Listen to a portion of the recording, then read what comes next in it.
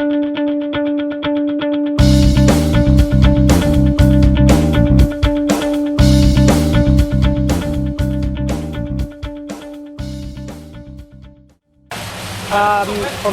coba memanggil Barisan Nasional sebagai barang naik, kan barang naik. Tapi kita tahu bahwa kerajaan Barisan Nasional ialah yang kalau kita bandingkan dengan Somalia dan negeri-negeri luar negara, bahwa negara kaya bagaimanapun kalau tidak ada perpaduan kaum, kerjasama, negara kaya pun akan jadi miskin dan kucar kacir. Tapi Malaysia telah menentukan daripada dulu, kini, dan kita harap selamanya bahwa kita akan meneruskan keamanan itu, dan salah satu caranya adalah melalui kerjasama di antara Barisan Nasional. Jadi bagi saya Sabah ini boleh mengekalkan kita punya fixed deposit dengan kerjasama kawan-kawan yang lain. Itulah kita merayu kepada kawan-kawan di Barisan Nasional, orang-orang UMNO, janganlah membuat satu statement yang menyakitkan hati kawan-kawan. Karena bagi saya tidak ada winnable party. Yang ada winnable adalah kita semuanya.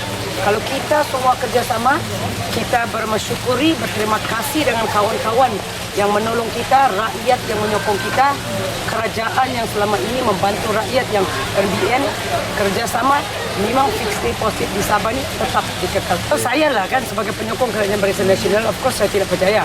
Tapi saya melihat sebagai Kementerian Sumber dan di ICT, saya melihat di Facebook, di Twitter, inilah usaha pembangkang menghasut rakyat dengan kata-kata yang contohlah, orang tinggal di Stinggan, dia cakap kesian kamu tinggal di Stinggan, tiada lampu, tiada listrik. Tetapi pada masa yang sama, mereka tidak mau, kalau kita benarkan orang-orang tinggal di Stinggan salah. Kalau kita kalau kita halau mereka, mereka lah orang pertama yang menghasut dia supaya benci sama kerajaan. Jadi yang mana yang kita boleh buat? Jadi inilah saya berharap kepada rakyat negeri Sabah, kita perlu melihat sejarah.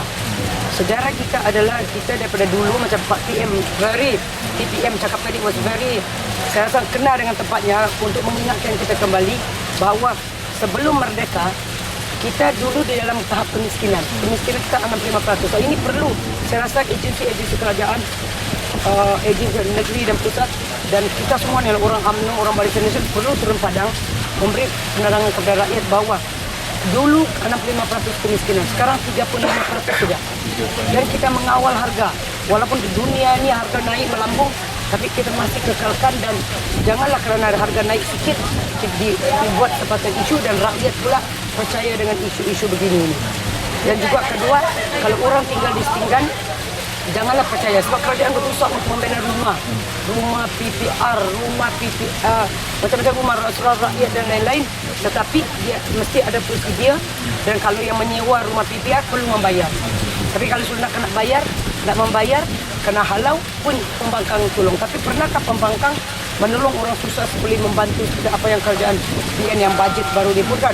Kita bagi sekolah, yuran free, dapat lagi 100 satu keluarga, anak sekolah menengah pun dapat, sekolah tinggi pun dapat, orang di bawah pendapatan 3,000 kan pun dapat. Jadi ini semua usaha kerajaan. Jadi ini menunjukkan bahawa kita kota apa yang kita kata. Pembangkang kita boleh lihat. Di Kedah, di mana? Di Kedah sudahkah dia tunaikan? Di mana lagi? Di Penang sudahkah dia tunaikan? Di mana lagi? Di Selangor yang negeri kaya raya itu sudahkah tunaikan? Jadi kita tidak mau melihat bahawa rakyat terpedaya, tapi usaha itu adalah untuk kita memberi penerangan dan terus memberi penerangan supaya rakyat tidak terpesong, dan kita perlu mendekati rakyat, dan rakyat pula perlu berterima kasih kepada kerajaan, menghayati apa yang ada, bersyukur apa yang ada. Janganlah kerana orang belum mendengar apa itu, ada satu proverb mengatakan mendengar guru di langit, air di tempayan dibuang. Setelah kita dah nampak kenyataan, banyak usaha kerajaan membantu. Tapi pembangkang hanya janji-janji manismu saja yang telah kita nampak pun belum tertunai sampai sekarang. Yep. Pilihan raya ni kan, kemenangan pilihan raya ni datangnya dari perpaduan. Tapi sebelum kita mengajak orang luar bersatu padu, UMNO sendiri perlu bersatu padu. UMNO, pemimpin UMNO, pusat dan negeri dan dalam ni yang memegang jawatan tinggi yang bawah perlu bersatu padu. Dan bagi saya lah, saya pernah mendengar satu budaya sate. Bagus, elakkanlah budaya sate. janganlah kipas orang. Masihlah kita berpadu. Memang kita semua ini tidak boleh jadi Perdana Menteri, jadi tidak boleh jadi Ketua Menteri, tidak boleh jadi Ketua Bagian, tidak boleh jadi Ketua Wanita. Tetapi kita semua ada peranan. Kita tentu ada rezeki masing-masing. Kalau tidak kita, anak kita, cucu kita, janganlah hanya perasaan tidak puas hati itu kita boleh menghancurkan calon-calon akan datang, menghancurkan UMNO sehingga kita akan hilang kuasa. Dan sebab bagi saya lah, Sabah menang kenapa? Kerana kami belajar daripada sejarah. Kami pernah kalah pilihan raya 39 tahun demi tukar kerajaan. Negeri kaya menjadi negeri miskin. Jadi banyak orang cakap kerana belum merebak tsunami itu ke Sabah. Barangkali, tapi barangkali juga kerana Sabah sudah belajar daripada pengalaman, tidak ada gunanya kita berpecah belah, akhirnya yang kita yang rugi. Tapi di Semenanjung belum pernah.